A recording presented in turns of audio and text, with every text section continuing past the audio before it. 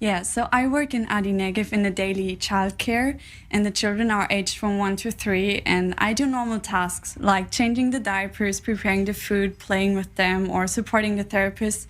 But I have such a deep connection to the children because nearby my hometown in Germany, there was a place where children, thousands of children and adults with disabilities have been killed before the war even started. So my country had this ideology that went against weakness and diversity. And for me as a German, it is so special that I can support those who have the eugenics program, that those who were disabled or physically weak, they were considered expendable. They were euthanized. Yeah, exactly. So for you to do this work as a German here in Israel, what does that mean for you?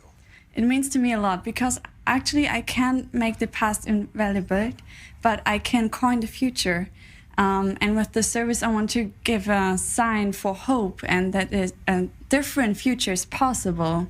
In addition to the work at the Negev, there's also a connection to the March of Life. Exactly. Tell us about that. So what the March of Life makes that special is the personal research about their own family history. So I did it with my parents, and I know a lot about my great-grandfathers. They were all Nazis, and they all supported actively the ideology that went against Jews, but also things like weakness and diversity. And so it is important to do the personal researches, but also to make a sign actively. That could be marches. There are marches all over the world that shows we are supporting Israel. We set a sign, but also the voluntary services, something like that. I want to ask a difficult question. Yeah. I mean, as a young woman, for you, you know your family history. Yeah. You know their involvement in Nazism and this. How do you feel about that? Do you?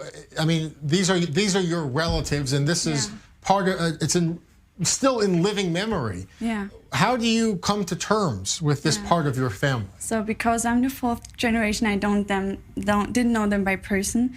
But of course, there's a feeling of shame and guilt because, you know, your great-grandfathers, your family did something horrible and killed people, raped people, and many other things that were horrible.